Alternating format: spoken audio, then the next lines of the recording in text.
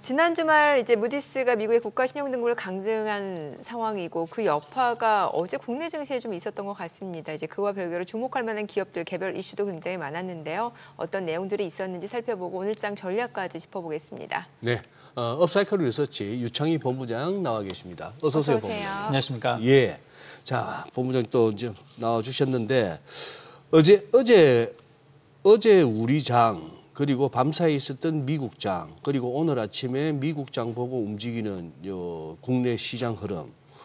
지금 어떻게 정리가 될 수 있습니까? 사실은 이제 어저께 같은 경우는 이제 그 주말에 네. 미국 신용등급 하락의 영향이 좀 컸다라고 생각 좀 하고 있어요. 그것도 미국 장 끝나고 나온 뉴스니까. 그렇죠. 그러니까 네. 장 끝나고 나온 뉴스고 또 어저께 장중 미국 나스닥 선물이 계속 한 1% 이상의 하락을 좀 보여주고 있다 보니까 국내 증시가 그러니까 국내 증시뿐이 아니라 아시아 증시가 일정 부분 영향을 안 받을 수가 없었다 생각을 좀 하고 있어요. 그래서 네.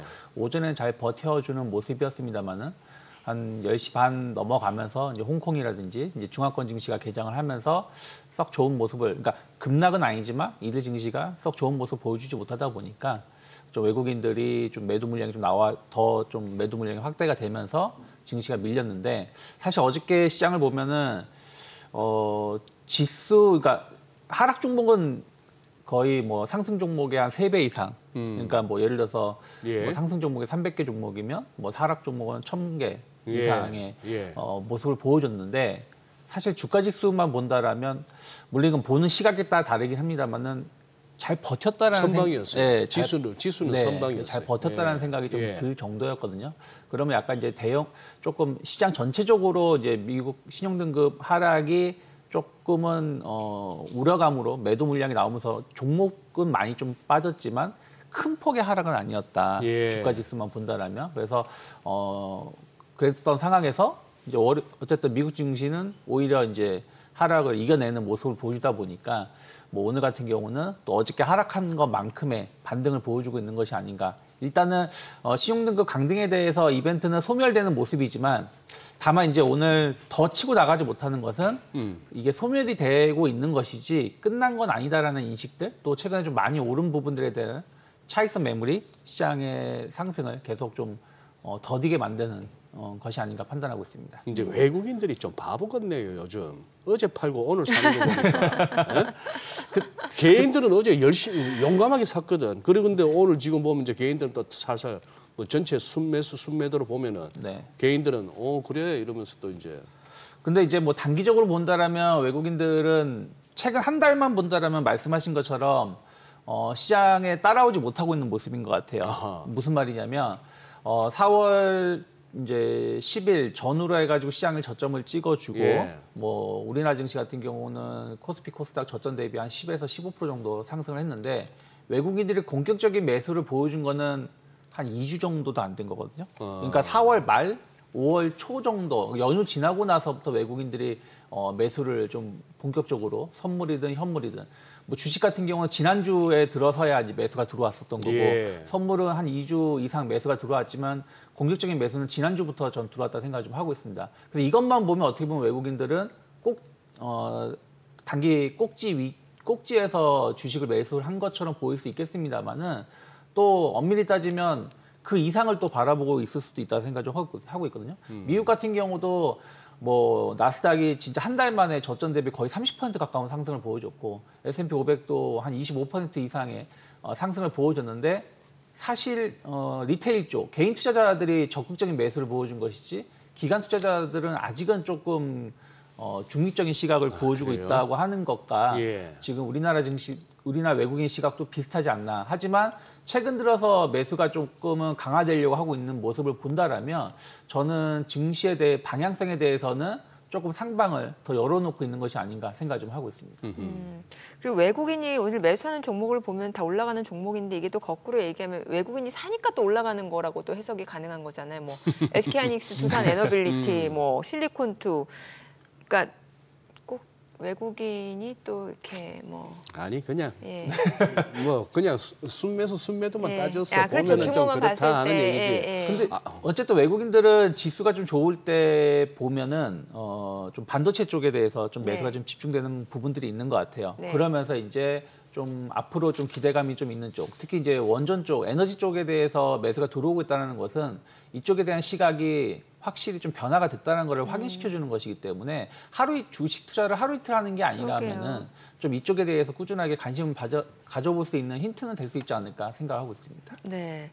아니 오늘 보니까 이제 원전주, 뭐 화장품주 움직이긴 합니다만 이제 어제 또 많이 올랐던 시장이 이렇게 조정을 받을 때 떨어질 때 올랐던 종목이 그 닭고기 육개 관련이죠. 네, 오늘도 제가 지금 보니까 그 마니커 같은 경우는 다시 지금 17% 막 이렇게 급등을 해요. 근데 이게 이제 세계 최대 그 닭고기 수출 국가가 브라질인데 브라질 조류독감 때문에 지금 60일 동안 닭고기 수출 못하게 됐다면서요. 네. 예, 이러니까 이제 뭐 육개 관련주 이미 닭고기 많이 수입을 해놓고 재고 쌓아둔 업체에서는 가격 올려서 팔 수도 있을 거다라는 얘기 때문인 것 같은데 어떤가요? 그렇죠. 그러니까 항상 이제 뭐 이런 이슈가 있을 때는 또 관련된 기업들의 주가가 좀 변동성이 좀 크게 나오면서 상승하는 경우는 있습니다. 그런데 우리가 그럼 지금 마니커라는 회사라든지 하림을 살 것인가? 뭐 저는 조금 그건 아니라 생각을 좀 하고 있어요. 무슨 얘기냐면 실적이 계속해서 더 좋아질 수 있는 부분들을 확인해야 되는데 일시적인 실적의 증가 거기다가 또 이제 한 짧게는 뭐 한두 달 길게는 뭐 한 4, 5개월 정도 수입이 좀 금지가 된다라면 또 시기상으로 본다라면 또 우리가 닭고기 수요가 좀 급증할 수 있는 시즌에 들어가고 있잖아요. 여름에 복날이라든지 이런 부분들 감안한다라면. 복날. 네. 그럼 이제 그런 부분들이 이제 맞물리면서 또 이슈가 되면서 또 상승할 수 있겠습니다만은 그것이 기업의 어떤 체질을 완전히 변화시키기 힘들다 생각 좀 하고 있습니다. 그래서 좀 올라온다, 조금 변동성은 보일 수 있겠습니다만은 좀 가지고 계신 분들은 좀 비중을 이익 실현하는 관점에서 봐야 되는 것이지 여기서 신규 접근을 한다라는 것은 상당히 좀 위험한 전략일 수도 있지 않을까 전 개인적으로 좀 보고 있습니다. 아, 예. 어쨌거나 AI 전성시대네요. 조류독감도 AI. 인공지능 AI에다가 아티피셜 인텔리전스에다가 에이비언 인플루엔자 조류독감. 제가 처음 AI는 이게 아주 강렬했는데. 조류독감이. 예. 네.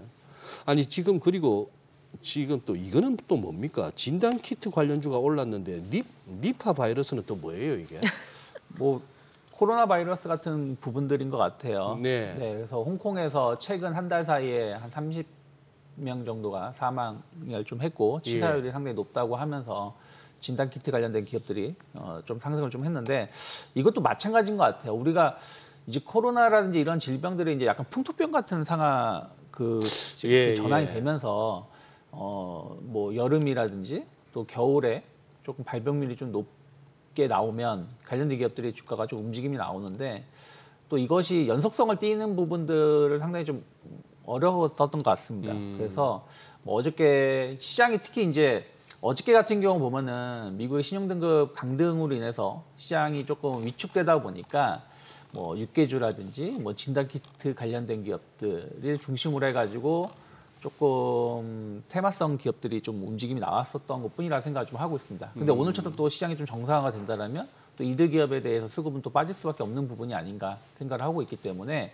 저는 이제 이게 물론 이제 이슈라는 게 처음엔 작게 시작을 해서 나중에 계속 이게 눈덩이처럼 커지는 부분들이 좀 있습니다만은 그 과거의 사례를 비교했을 때 새로운 이슈가 아니라 과거의 사례가 비슷한 이슈가 계속 나올 때는 그것이 계속 치고 나가기 힘들다 생각 좀 하고 있거든요. 대표적인 진단키트라든지 아니면 뭐 육개주 이런 이슈들 이거 말고도 이제 뭐 예를 들어서 뭐 어느 지역에 큰 홍수가 발생을 하게 되면 뭐 곡물가에 영향을 미칠 수 있다고 그러면 또 움직임이 나오고 또 유가가 단기적으로 일시적으로 급등이 나오면 또 관련된 기업들이 움직임이 나올 수도 있는데 그러한 것들이 주가의 연속성을 띠는 부분들은 상당히 힘들었던 경우가 많았기 때문에 뭐 진단키트 관련해가지고 우리가 경계심을 갖고 관련된 기업을 바라보는 건 맞겠지만 그 부분들 때문에 이들 기업들이 과연 2020년, 21년 코로나 사태처럼 주가가 올라갈 수 있을 것인가?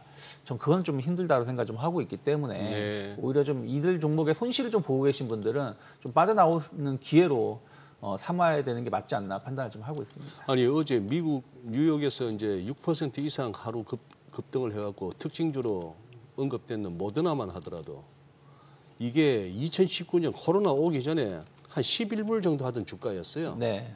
이게 근데 2021년 8월에 497불을 찍었다가 지금 26불이니까 그 뭐 코로나 오기 전에 11불 정도보다는 적어도 2배 이상 회사 큰 거는 인정하고 네. 돈도 벌었을 테니까 백신으로 물백신으로 네. 아니 그 백신으로 예. 그러나 이게 497불까지 갔다가 여기 와 있단 말이죠. 네. 뭐 대표적으로 우리나라도 보면은 SK바이오사이언스가 2021년도에 36만 원 가던 기업이 지금 4만 원 정도고요. 나중에 유 본부장님 어떻게 그거 이렇게 비주얼도 되시는데 영화를 한번 제작하세요. 나는 2021년 여름에 너희들이 뭔 짓을 한지 알고 있다 이런 제목으로 영화를 한번 만드세요. 투자해 주신다면 한번 그러니까 네. 진짜 2020년과 21년에 무슨 일이 있었죠? 세상에. 그때는 뭐 전부 주가들이 전부 이래요. 근데 또 그때만 그렇게 본다라면 그런 것 같이 보이지만 사실은 그러한 사례들은 많이 있었죠. 예를 들어서 지금 조선주 상당히 좋게 네. 좋은 평가들 나오고 있는데 2008년도 그때 한번 피크를 찍어주고 거의 15년 가까이 계속 하락이 나오다가 이제 최근 들어서 회사가 변화가 되면서 올라오는 것이고 뭐 그런 사례들은 항상 있었다 생각하고 있습니다. 제약바이오도 최근 들어서 이제 체질이 변화되면서 작년 올해 좋았던 것이지 2017년, 16년, 15년도 보면은 신약 개발한다고 예. 그때 당시 보면은 그게 다 성공하면은 우리나라는 무병장수할 것 같은 분위기였었죠. 그러면서 어떤 기업은 뭐 20, 30배씩 이상 올라왔었다가 그러니까. 지금은 상장 폐지되거나 뭐 진짜 동전주가 된 기업들도 많이 있었죠. 전부 무슨 불로초 찾은 듯이 했는데. 네, 그러니까 항상 시장은 그런 부분들에 대해서의 어떤 상승과 하락이 계속 반복되면서 변화가 이루어지지 않을까 생각을 좀 하고 있습니다. 그리고 신재생 쪽도 여쭤볼게요. 보면은 최근에 그 대선 후보가 이제 네. 뭐 신재생 에너지 쪽 관련해서 뭔가 좀 산업 발전을 강조하면서 테마주로 좀 엮이면서 뭐 태양광, 풍력주가 올랐는데 오늘은 또 지금 보니까 뭐 지금 한화솔루션 7% 급락하고 OCI 홀딩스도 5% 떨어지고 신재생 쪽이 이렇게 테마성으로 움직일 일인가 싶기도 하고요. 오늘 이제 조금 우리가 좀 먼저 이제 신재생 에너지 쪽을 예. 좀 보신다라면 오늘 2차 전지도 많이 조정이 좀 나오고 있고요. 네네. 태양광 위주로 좀 조정이 나오고 있는데 이것은 이제 미국이 그 솔트 법안이라고 하죠. 이쪽에 대해서 이제 그 신재생 에너지 관련해 가지고 지원금을 좀 축소시키겠다. 그러니까 세제 혜택을 인플레이션 좀 감축법 아니야. 말씀하시는 솔트 건가요? 법안이라 가지고 예. 세제 혜택 하는 거 있잖아요.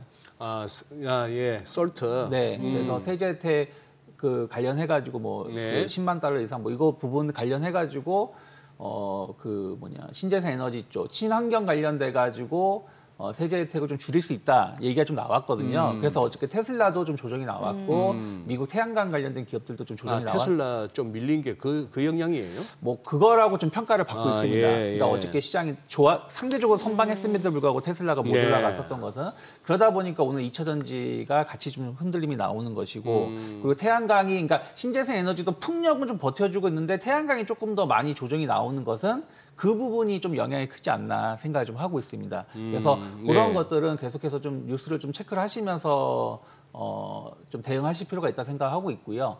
에너지 정책에 대해서의 어떤 변화 가능성을 계속 좀 봐야 된다 생각을 좀 하고 있어요.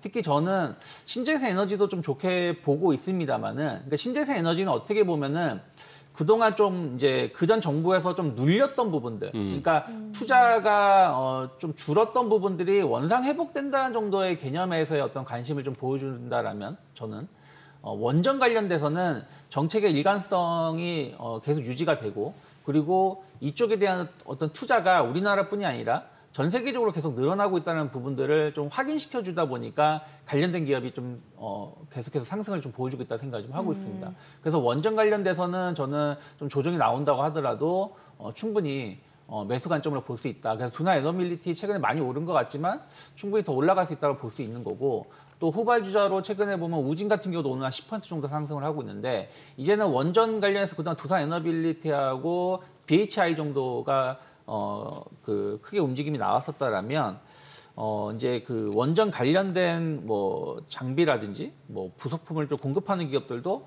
좀 주목을 받을 수 있는 상황이 아닐까 생각하고 있고요. 그리고 이제 우리가 이제 어떤 주식을 보실 때 딱 그 테마만 볼 수도 있겠습니다만 그 테마가 연관된 산업도 같이 봐야 된다고 생각하고 있거든요. 최근에 의외로 변압기, 전선 케이블이 좋은 흐름을 보여주는 게 시장이 상승을 하면서 이제 미국 같은 게 빅테크 위주로 상승한 부분들도 영향이 좀 있겠습니다만은 국내에서 에너지 정책이 변화가 된다라면 당연히 변압기라든지 케이블 쪽도 영향을 좀 받을 수 있다 생각을 좀 하고 있습니다. 그래서 그런 부분들이 투자 심리를 좀 자극하고 있다라고 좀 보고 있고요. 그리고 아직까지는 아직까지는 제한된 흐름을 좀 보여주고 있지만 정말로 신재생 에너지 쪽에 대한 투자가 늘어난다라면 같이 움직여야 되는 게 ESS 시장이거든요. 네. 그래서 그런 부분들 관련해서도 지금은 아직 움직임이 활발하진 않지만 어쨌든 이제 에너지 정책이 변화가 된다라면 ESS 관련돼서도 우리가 꾸준하게 좀 관심을 가져볼 수 있는 섹터가 될 수 있지 않을까. 그래서 어느 정책이 나왔을 때 그 하나만 보는 게 아니라 그게 파급됐을 때 실질적으로 수혜를 입을 수 있는 쪽을 좀 집중해서 좀 보는 게 조금 좋지 않을까 판단하고 있습니다. 예. 지금 유 본부장님 언급하신 이 솔트 이게 이제 주 및 지방세 이제 그 세액 공제 관련한 네. 법안인 것 같은데 우리가 IRA는 이제 바이든 정부 때 그 네. 인플레이션 감축 법안이었고 요 네. 솔트하고 또 그 트럼프 대통령이 트럼프 자꾸 감세. 그 올리는 그 원 빅 네. 뷰티풀 네. 뭐 딜인가 그것은 진짜 정민님께서 저 오후에 한번 다뤄주세요. 오전에는 막 정신 없잖아. 네네. 이거 요즘 좀 알아야 네네네. 되는 내용인데, 그나저나 이거 금호타이어 화재 났다는데 좀 주가가 영향을 받는 것 같습니다. 네. 뭐 아무래도 이제 지금 정상화되는데 예. 한 6개월, 짧아야 6개월이고 예. 길면은 뭐 그 이상도 걸릴 가능성이 좀 높다라고 좀 평가가 좀 되고 있고요. 지금 뭐 우리나라 지금 그 광주에서의 화재가 만약에 이로 인해서 그 공장 가동이 멈춘다 그러면 뭐 일간 기준으로 영업 손실마다도 1억 이상 된다고 하거든요. 그럼 6개월이 그러면은 최소한 뭐 한 200억 가까이 영업 손실이 좀 발생하는 거고 이건 손실이 발생하는 게 중요한 게 아니라 이제 경쟁 업체한테 시장을 빼앗긴다는 부분들도 클 수 있겠죠. 그렇죠. 예를 들어서 뭐 해외 점유율이 중요한 게 아니라 국내 점유율은 사실 한국타이어, 금호타이어, 넥센타이어가 3사가 거의 이제 과점 형식으로 예. 그 차지하고 있는데 한국타이어하고 넥센타이어하고 금호타이어가 가운데 딱 껴 있는데 각사의 점유율이 몇 프로 차이가 안 난다고 합니다. 그렇게 되면은 뭐 공장 가동이 안 돼 생산이 안 되게 된다라면 뭐 빼앗기게 되고 빼앗겼을 때 이걸 다시 찾아올 수 있는 부분들은 상당한 시간이 좀 필요하기 때문이죠. 그래서 네네. 그런 부분들 감안한다라면 아무래도 지금의 영향은 조금 길게 갈 수밖에 없는 요소가 아닐까 생각을 좀 하고 있고요. 네. 다만 그렇다고 해서 한국타이어하고 넥센타이어가 또 반사 이익을 누린다는 기대감으로 주가는 어저께 움직임이 나왔었습니다만은 네네. 연속된 흐름을 좀 보여주지 않고 있다는 부분들에 대해서는 아무래도 이제 그들 기업이 좀 기대감은 좀 있지만 실질적으로 얼마나 좀 영향을 수혜를 반사 이익을 입을 수 있는지 여부는 좀 네. 체크해보자는 심리가 조금 더 있지 않나. 거기다가 이제 네네. 아무래도 관세 우려감들 때문에 완성차 시장이 좀 위축될 수 있는 부분들이 좀 있다 보니까 제대로 주가에 반영은 좀 안 되고 있지 않나 생각하고 있습니다. 네, 오늘 내용 잘 들었습니다. 고맙습니다. 네, 감사합니다.